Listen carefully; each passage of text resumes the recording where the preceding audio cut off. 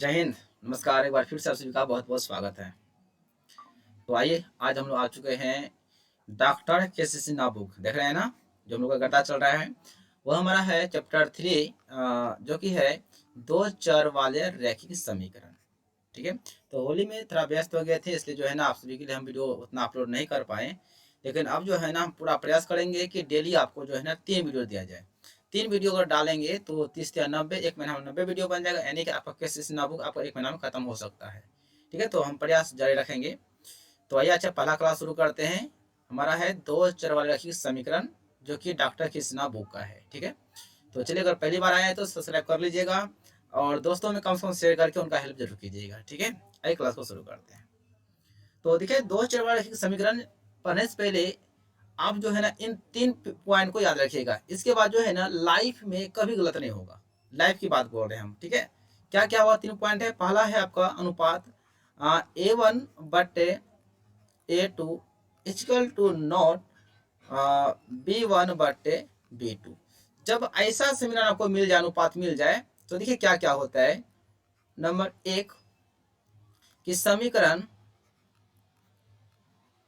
युग्म संगत संगत या इसी को बोलते हैं अविरोधी अविरोधी होगा। याद रहेगा, यदि A1/A2 इक्वल टू नॉट यानी बराबर नहीं B1/B2 रहे तो क्या होगा? पहला कि समीकरण युग्म जो होगा वह क्या होगा? संगत होगा। और क्या होगा? अविरोधी होगा। ठीक है, चलिए पॉइंट नंबर बी देखिए इसका। बफरिंग हो जाता है ना, इसलिए। तो और दूसरा क्या होता है? देखिए मिनट, ये ज़्यादा इनकोडर जो था वजन पड़ जाता है ना, इसलिए थोड़ा बफरिंग करना शुरू कर देता है। चलिए, तो दूसरा क्या होता है कि समीकरण की जो ग्राफ रेखाएं हैं, ग्राफ रेखाएं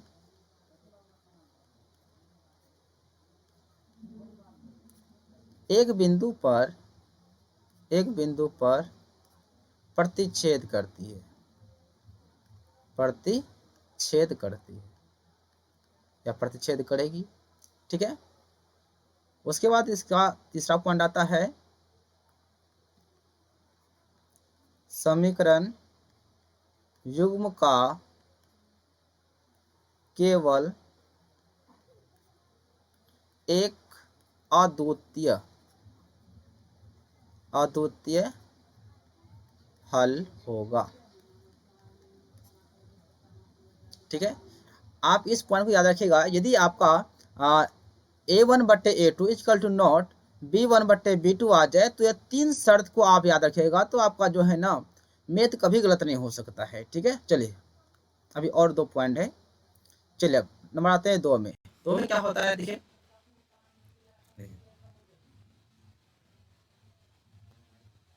यदि आपका A1 जो है ना, इसका पेन चेंज करना पड़ेगा इसलिए। ठीक है, आज का वर्क इस तरह काम चला लेते हैं। यदि A1/A2 equal to B1/B2 equal to C1/C2 हो, तो जब ऐसा रहे तो क्या क्या शर्त होता है? ए नंबर देखिए ध्यान से, समीकरण युग्म संगत या अविरोधी।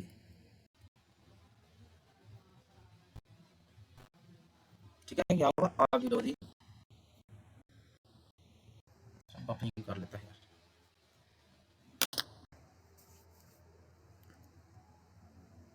अविरोधी होगा। चलिए, उसके बाद बी में क्या आएगा आपका? समीकरण की फर्स्ट मारते हैं तो क्या होता है? गड़बड़ हो जाता है। जो ग्राफ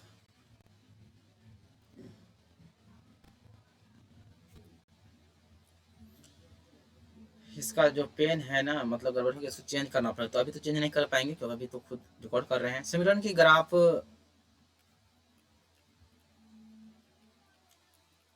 रेखाएं जो है वो क्या होती है आपका, ये बोले कि उसको आश्रित, आश्रित या इसी को हम लोग क्या बोलते हैं, संपाती। आपको हम बताएंगे संपाती क्या होता है, प्रतिच्छेदी क्या होता है, ठीक है। पहले इसको लिखने दीजिए। अब आते हैं पॉइंट सी में। समीकरण युग्म का, इसका जो है ना अपरिमित रूप से जो है ना अनेक हल होता है, ठीक है। क्या होगा, अपरिमित, अपरिमित, थोड़ा यहाँ पे मित रूप से क्या होगा, अनेक हल होगा, अनेक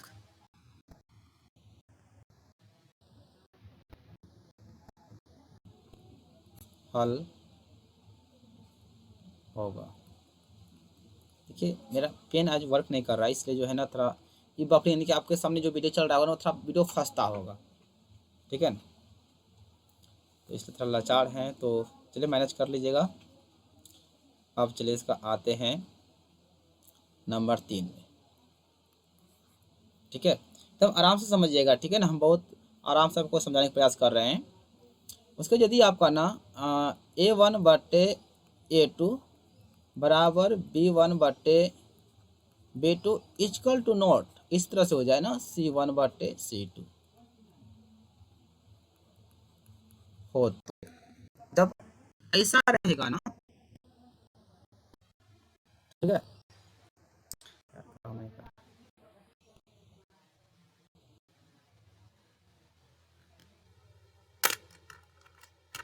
स्टाइल ऑफ पेन जो है ना बहुत फर्क पड़ रहा है। चलिए ए में क्या होगा, जो समीकरण होगा ना, समीकरण युग्म क्या होगा, असंगत होगा, असंगत होगा, या इसी को हम लोग क्या बोलते हैं, विरोधी।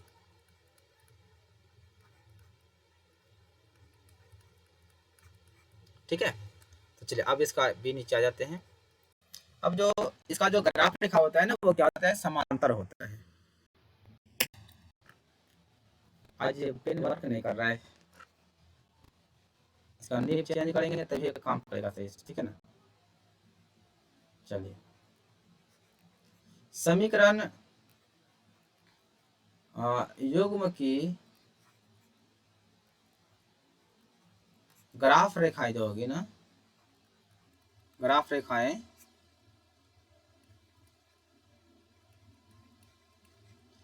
समांतर होगी,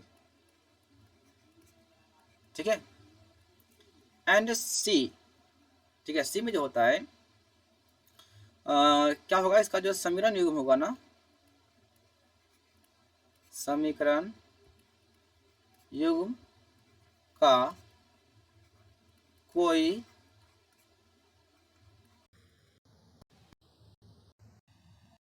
ठीक है कोई हल नहीं होता है, ठीक है। फिर यह करने लगा,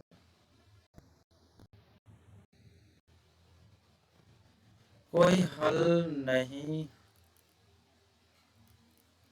होगा, ठीक है। तो देखिए ध्यान से, अब यहाँ पर आपको हम समझाने जा रहे हैं। आप इन तीनों पॉइंट को गौर से देखिएगा, याद रखिए, याद रखे लीजिएगा याद रखिएगा। यदि A1/A2 equal to not B1/B2 रहे तो सवाल देखिए यहाँ पे इसका आंसर ये वाला होगा। देखिए ध्यान से, समीकरण युग्म संगत होगा या फिर इसको अविरोधी भी कह सकते हैं। ग्राफ रेखाएं जो होगा एक बिंदु पर क्या होगा, प्रतिच्छेदी करेगी, और इसका जो है ना केवल एक हल होगा, ठीक है।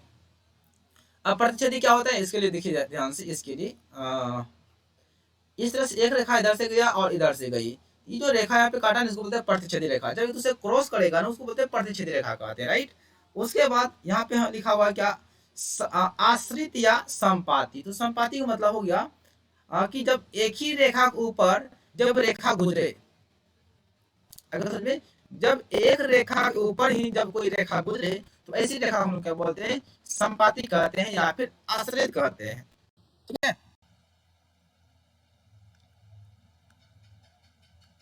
याद रहेगा, जब रेखा के ऊपर रेखा गुजरे तो उसे क्या कहते हैं, आश्रित कहते हैं या फिर संपाती कहते हैं, ठीक है।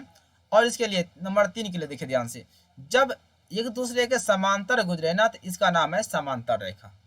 याद रहेगा। मुझे उम्मीद है कि समझ में आ गया होगा, ठीक है ना। तो आइए हम लोग चलते हैं मैथ पे, सीधा चलते हैं, ठीक है ना। अगर आपको यह पॉइंट 1, 2 एंड 3 अगर आप कंठस्थ याद कर लेते हैं तो आपको मैथ में 2 चरण के समय में कभी दिक्कत हो ही नहीं सकता है, बिल्कुल दिक्कत नहीं होगा।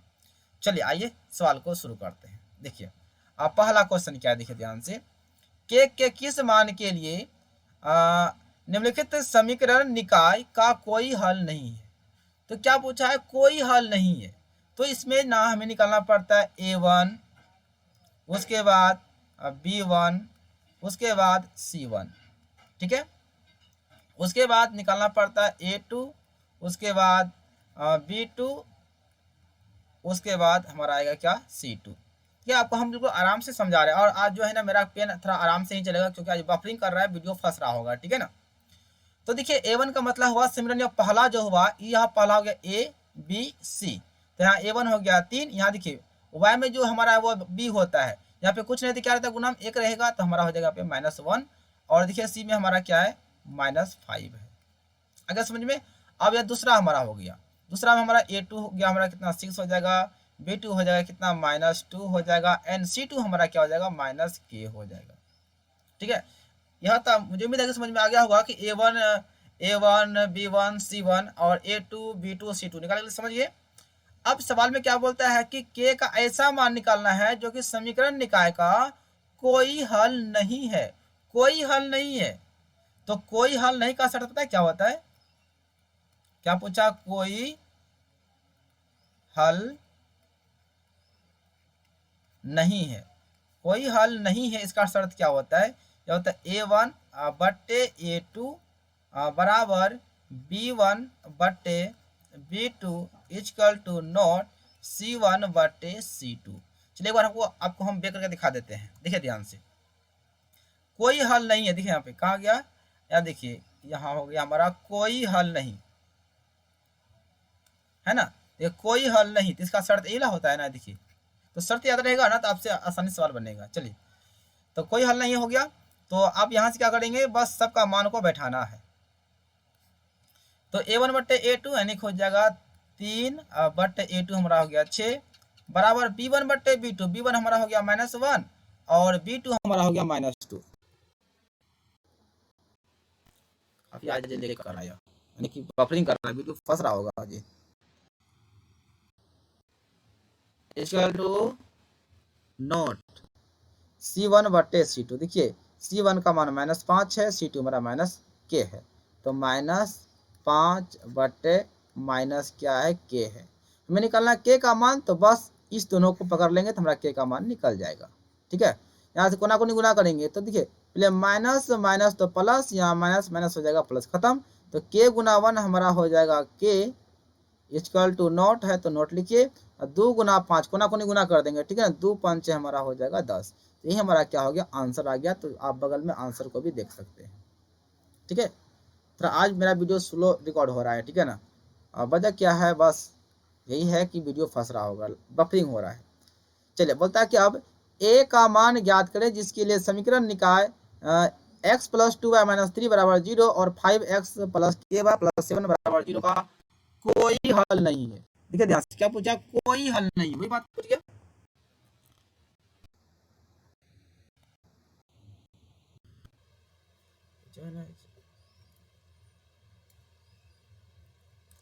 चलिए तो यहां से देखिए कोई हल नहीं का शर्त क्या होता है, यह होता है A1 बट्टे A2 इक्वल टू B1 बट्टे B2 equal to not C1 बट्टे C2।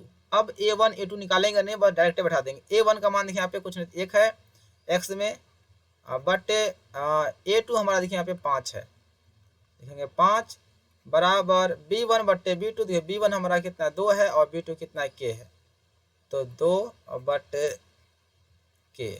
यहाँ देखिए K है ना, तो यहाँ पे आपका सवाल A नहीं होगा, गलत है, यहाँ पे किसको K कर दीजिए तभी ना, क्योंकि आपका जो सिमरन में जो है ना कभी कहीं पर A नहीं है। चाहे आप K को A कर दीजिए अथवा A को K कर दीजिए, तो कोई दिक्कत, बात वही है, चर संख्या निकालना है।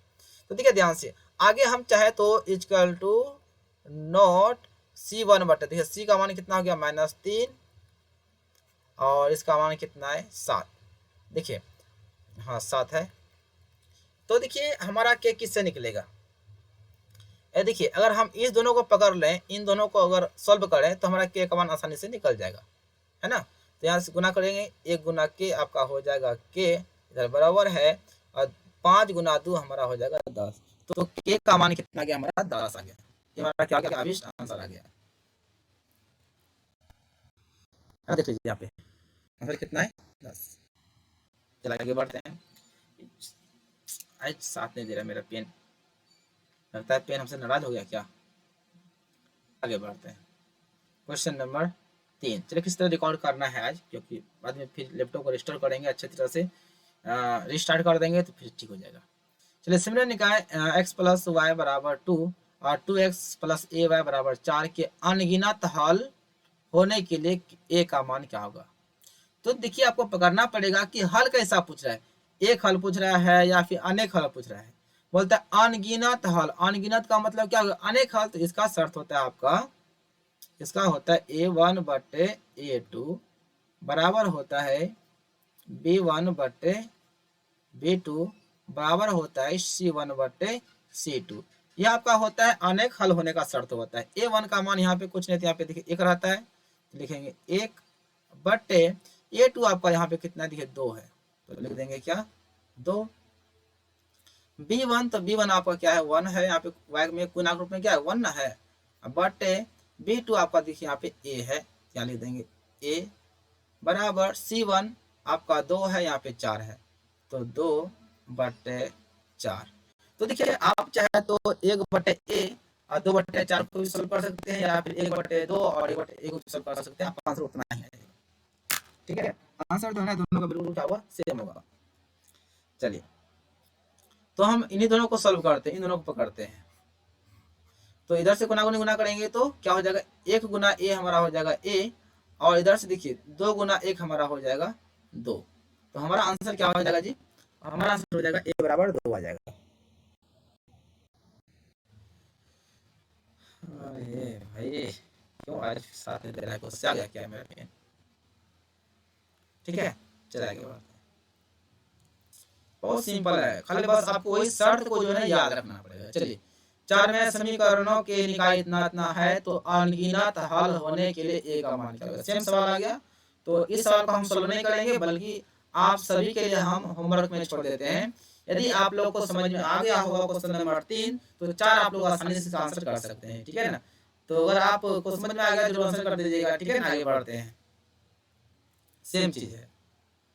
चलिए क्वेश्चन नंबर 5 है, समीकरणों के निकाय a1 x plus b1 y plus c1 इस तरह से है कि अद्वितीय हल होने का शर्त लिखें। अद्वितीय हल होने का शर्त क्या होता है, ये होता है a1 बटे a2 equal to not b1 बटे b2। ये तो अद्वितीय हल होने का शर्त होता है। तो देखिए आपका बगल में आंसर भी वर्तमान में है ना। आप जहाँ देखिए आप गुना क्या है ना, तो आप इधर गुना भी कर सकते हैं, इधर से गुना गुना करें तो a1 गुना b तो आपका हो जाएगा a1 b2 equal to not, इधर से गुना करेंगे तो a2 और b1, बस इसी रूप में दिया गया ना, कोई बात नहीं, जिस भी रूप में रहे आंसर तो निकलना ही निकलना है। चलिए क्वेश्चन नंबर देखिए आप सभी 6 देखिए, 6 में क्या है, a बटे q बराबर b बटे p equal to not c बटे r।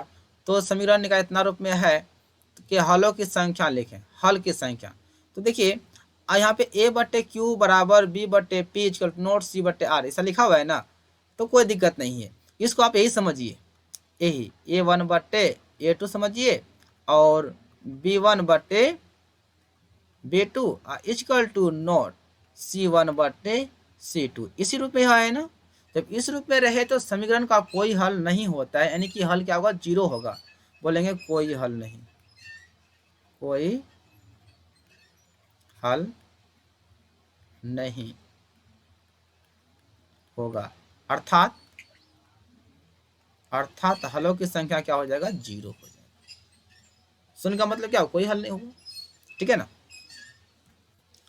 चलिए आगे बढ़ते हैं। क्वेश्चन नंबर 7 है, के का वह मान बताइए जिसके लिए समीकरण निकाय के एक्स प्लस 2y बराबर 5 3x प्लस वाई बराबर 1 का कोई हल न हो। क्या पूछा? कोई हल नहीं है। तो कोई हल नहीं होने का पता है शर्त क्या होता है? इसका होता है, देखिए ये काम ही नहीं कर रहा है। A1 बटे A2 इक्वल टू B1 बटे B2 equal to not C1 बटे C2। ये हमारा होता है कोई हल नहीं का शर्त होता है। A1 का मान यहाँ पे आपका K है तो लिखेंगे क्या? K बटे A2 हमारा कितना है? 3 है तो लिखेंगे क्या? 3 बराबर B1 2 है तो 2 बटे B2 हमारा क्या है? यहाँ पे कुछ नहीं तो y में क्या 1 है तो लिखेंगे 1। ऐसे आगे जाकर फायदा नहीं है क्योंकि हमें k का मान निकालना है ना। तो k का मान तो हमें यहाँ पे दिखाई पड़ रहा है कि जब हम k बटे 3 बराबर 2 बटे 1 को सॉल्व करेंगे तो हमारा k का मान निकल जाएगा। तो उतना दिमाग वाला क्या फायदा? तो गुना कर दीजिए 1 गुना k, तो आपका का हो जाएगा क्या? k हो जाएगा बराबर 3 गुना 2, 3 दूनी हो जाएगा 6, तो k का मान कितना हो जाएगा? हमारा हो जाएगा 6 आ जाएगा। ठीक है, चलिए आगे बढ़ते हैं। ये जो देख रहे हैं ना आप आंसर, ये पहले वाला से आपका था, मतलब 7वां क्वेश्चन का जो आंसर है 6 है, इसमें आ गया कट होकर। चलिए क्वेश्चन नंबर 8 है, के किस मान के लिए समीकरणों के निकाय के एक्स प्लस 2y इतना इतना का एक अद्वितीय हल है। कैसा हल है? अद्वितीय हल। तो अद्वितीय हल का शर्त होता है A1 बटे A2 equal to not B1 बटे B2 होता है। इसका क्या होता है? अद्वितीय हल। अद्वितीय मतलब हुआ एक हल को अद्वितीय हल कहा जाता है। A1 आपका हो गया, यहाँ पे क्या K हो गया, और यहाँ पे देखिए A2 कितना हो गया? 3 हो गया।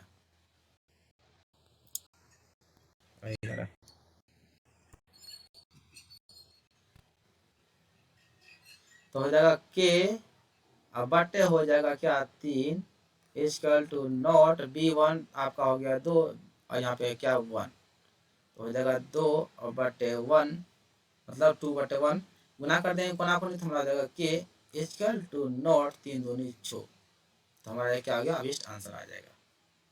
चलिए आगे बढ़े। चलिए किसी तरह से मैनेज करना है आज। x और y में एक ही समीकरण के कितने हल होते हैं? तो देखिए x और y दो चर है, और दो चर वाले रेखीय समीकरण का जो हल जो है ना अपरिमित रूप से अनेक हल होते हैं। याद रखिएगा कि दो चर वाले रेखीय समीकरणों का जो आलेख होता है, सॉरी उसका जो हल होता है वो क्या होता है? अपरिमित रूप से अनेक हल होता है। तो इसका आप आंसर क्या लिखेंगे? सर जी अनेक हल होगा। इसका आंसर क्या हो जाएगा? अनेक हल हो जाएगा। क्यों? देखिए इस तरह से क्यों, इसका जवाब आपको दे रहे हैं क्यों अनेक हल होता है। देखिए जैसे मान लें कि x प्लस वाई, जैसे मान लें कि 5x प्लस 2y बराबर मान लिया कि 3 है, कुछ भी ले लीजिए। तो x का मान कुछ लीजिएगा तो y का मान कुछ निकल जाएगा। फिर x का मान 0 लीजिएगा तो y का मान अलग आ जाएगा। अगर x का मान हम लेंगे 1 तो y का मान कुछ और आ जाएगा। जिस तरह से आप ग्राफ बनाते हैं ना, उसी प्रकार से इसको सॉल्व करना है। इसका मतलब हुआ कि दो चर वाले ही समीकरणों का मान अगर हम x का कुछ लेंगे तो y का कुछ और आ जाएगा, फिर x का कुछ और लेंगे तो y का फिर कुछ और आ जाएगा, या फिर हम y का कुछ और लेंगे तो x का कुछ और आ जाएगा। इस तरह से जो ना रेखिक दो चर वाले रेखिक समीकरणों का जो हल होगा वह अपरिमित रूप से अनेक हल होता है। ठीक है ना, चलिए आगे बढ़ते हैं। क्वेश्चन नंबर 10 देखिए, 10 में क्या है? यदि रेखिक समीकरण युग्म ax plus b y plus c बराबर 0, p x plus q y plus r बराबर 0 के आलेख प्रतिच्छेदी रेखाएं हैं। ध्यान दीजिएगा, आलेख जो है, ग्राफ जो है इसका क्या प्रतिच्छेदी है, तब रेखिक समीकरणों युग्म के हलों की संख्या क्या होगा? जब प्रतिच्छेदी हो ना, प्रतिच्छेदी होगा तो एक हल होगा, और अगर आपका संपाती होगा तो अनेक हल होगा, और यदि आपका समांतर रेखा होगा तो कोई हल नहीं होगा। इसमें प्रतिच्छेदी है तो कितना होगा? एक हल होगा। एक हल यानी कि इसको बोलते हैं एक अद्वितीय हल भी बोल सकते हैं, एक हल होगा। क्वेश्चन नंबर 11 है कि यदि रेखीय समीकरण इस तरह से है कि आलेख समांतर रेखाएं हैं। चलिए आपको हम बताए थे समांतर होगा, यानी समांतर का मतलब इस तरह से यदि समांतर रेखाएं हो तो हलों की संख्या होती है 0, मतलब कुछ नहीं, मतलब इसका जो हल होगा ना वह इसका हल हो जाएगा क्या? जीरो हो जाएगा। हलों की संख्या कितनी हो जाएगी? जीरो हो जाएगी। क्यों? क्योंकि इसकी जो रेखाएं हैं वो क्या है? हमारा समांतर है। हल कब निकलता है? जैसे मान लीजिए यहाँ से काटेगा तो यहाँ से हमारा ग्राफ पे एक्स का मान हो जाएगा एगो, और जब रेखा पे रेखा जाएगा तो वह संपाती होगा। संपाती का जो हल होता है वह अनेक हल होता है, और जब समांतर हो तो उसका हल क्या होता है? कुछ नहीं होता है। कुछ नहीं का मतलब है जीरो, शून्य हल होगा। चलिए क्वेश्चन नंबर आते हैं 12 पे। के किस मान के लिए रखी समय युग्म के एक्स प्लस 3y बराबर के माइनस 2 और 12x प्लस के वाई बराबर के का कोई हल नहीं है। बोलते हैं कोई हल नहीं है, तो कोई हल नहीं है तो इसका शर्त होता है a1 बटे a2 बराबर b1 बटे b2 equal to not c1 बटे c2। यह होता है हमारा कोई हल नहीं का शर्त होता है। a1 का मान देखिए यहाँ पे क्या है? के लिखा हुआ है, यहाँ पे लिख देंगे हम लोग क्या के। आज भर जो है ना आप मेहनत कर लीजिएगा, क्योंकि आज जो है ना मेरा कलम साथ नहीं दे रहा है। इसका नीब चेंज कर देंगे ना फिर ठीक हो जाएगा। तो क्या हो गया? उसके बाद हमारा a2, तो a2 मान देख लीजिए यहाँ पे क्या है? हमारा 12 है। यहाँ पे क्या लिख देंगे हम लोग? 12 लिख देंगे बराबर b1 बट्टे b2, तो b1 हमारा यहाँ पे क्या 3 है तो लिखेंगे 3 बट्टे b2, यहाँ पे देखिए क्या है? k है, तो लिखे देंगे क्या? k। ठीक है, अब यहाँ से कोना कोनी गुना कर देंगे। आगे अगर हम लिखें कि इक्वल टू मतलब इक्वल टू नॉट c1 बटे c2, तो आपका बात वहीं पहुंचेगा। तो आगे सॉल्व करके क्या फायदा जब हमारा यहीं पे k का मान निकल रहा है। तो k गुना k करेंगे तो हमारा आ जाएगा k का स्क्वायर, इधर से 12 हो जाएगा 36, तो k बराबर हो जाएगा, देखिए 36 है ना, स्क्वायर को भेजेंगे ना यहाँ पे क्या हो जाएगा? प्लस माइनस रूट हो जाएगा। तो इसलिए हमारा k का जो मान हो जाएगा प्लस और माइनस 36 हो जाएगा हमारा बाहर,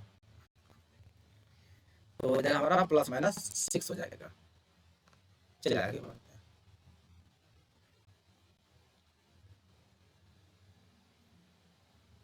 क्वेश्चन नंबर 13 है, रेखीय समीकरण का आलेख डैश होता है।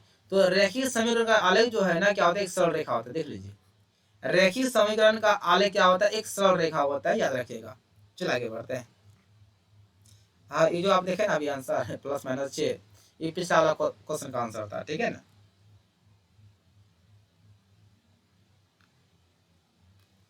हाँ चलिए आइए, सवाल है कि रैखिक समीकरण युग्म को प्रतिस्थापन विधि से हल कीजिए। तो आपसे भी तो इससे भी खतरनाक सब इसको हल कर ये दिए होंगे, कोई टेंशन ही नहीं है। तो आपसे भी जो है इसको सॉल्व करके जो है ना हमें कमेंट कीजिएगा कि इसका आंसर एक्स और वाई का मान कितना है। याद रखिए आंसर तो यहाँ पे 0 0 आ रहा है। ठीक है ना, ऐसे हम ऑफलाइन में बताए हैं। और आपसे भी तो प्रतिस्थापन विधि, विलोपन विधि, वृजगुणन विधि, ग्राफी विधि सब जानते हैं। यहाँ पे क्या पूछा है आपका? प्रतिस्थापन विधि। तो प्रतिस्थापन विधि से आप सॉल्व कर लीजिएगा, उसके बाद इसका आंसर कमेंट में कर दीजिएगा। ठीक है ना, सिंपल है, ज़्यादा कुछ है नहीं। तो इसलिए हम लॉन्ग सवाल को नहीं बनाए, क्योंकि यह जो बफरिंग कर रहा है मेरा कलम काम नहीं कर रहा है, इसलिए आज छोड़ रहे हैं। ये तो इसमें पता नहीं कोई दिक्कत नहीं है। चलिए, समीकरण युग्म x प्लस 2y बराबर 4 और 2x प्लस y बराबर 12 का ग्राफी निरूपण डैश सरल रेखाएं होंगी। तो इसका क्या करना पड़ेगा? इसका ग्राफ करना पड़ेगा। ग्राफ नहीं भी कीजिएगा ना, सीधा बोलता है ग्राफी निरूपण डैश सरल रेखाएं होंगी। इसको जांच कर लीजिए ना, ग्राफ रेखा कैसा होगा। तो a1 बटे a2, देखते हैं क्या होता है। यहाँ पे 1 है, a2 हमारे यहाँ पे 2 है, जांच कर लेते हैं। उसके बाद b1 बटे b2 है, यहाँ पे 2 है, यहाँ पे कितना है? 1 है। दोनों बराबर तो है नहीं, यहाँ 1 बटे 2 है, यहाँ पे 2 बटे 1 है। तो इसलिए हमारा क्या हो गया? a1 बटे a2 equal to not b1 बटे b2, ऐसा आ गया। इसका मतलब हुआ ग्राफ रेखा जो होगा ना क्या होगा? प्रतिच्छेदी होगा। कैसी रेखाएं हो जाएगी?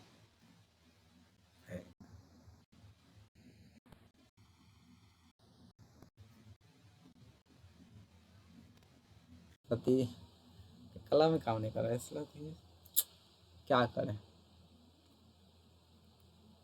प्रतिच्छेदी रेखा, यहाँ पे क्या बता जाएगा हमारा? यहाँ बता जाएगा प्रतिच्छेदी। कैसे पहचाने? तो इन शर्त को देकर पहचाने, जो आपको पहले शुरू में बताए थे ना, उसको थोड़ा ध्यान से पढ़ लीजिएगा।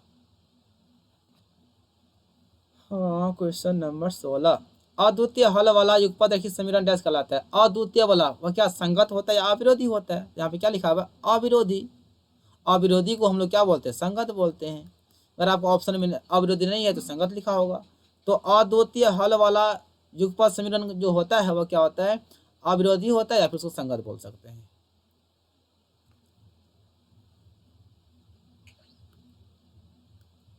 क्वेश्चन नंबर आते हैं 17 पे। इस प्रकार से दिया गया, तुलना करके बताइए कि यह संगत है या असंगत है। तुलना करके बताना है वो संगत है अथवा असंगत है। आज मेरा कलम काम नहीं कर रहा है, इतना कब का मेरा वीडियो कंप्लीट हो जाता भाई। चलिए A1 बटे A2 जांच कर लेते हैं। A1 का मान हमारा हो गया क्या 5, A2 हमारा हो गया 10। 5 का 5, 5 दूनी 10, हमारा आ गया 1/2। B1 बटे B2 भाई, हमारा B1 कितना हो गया भाई -3, और यह कितना है 6। तो 2 3 कम 3, 3 दूनी 6, तो आपका आ गया -1/2, जो कि दोनों बराबर नहीं है। यहाँ पे 1/2 है, यहाँ पे -1/2 है, बराबर कहाँ से हुआ। तो A1 बटे A2 इक्वल टू नॉट। अरे भाई काम करना यार, क्यों परेशान कर रहा है।